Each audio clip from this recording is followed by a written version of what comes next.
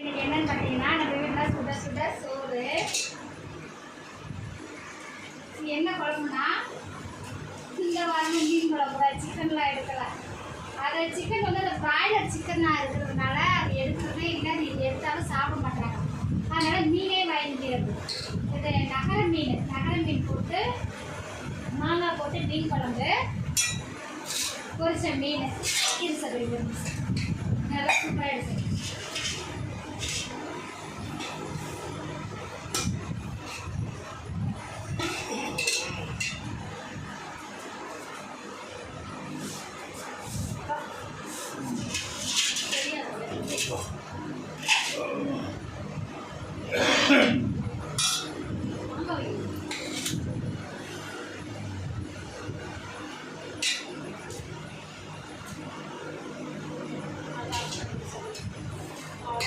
சாப்பிடுங்க.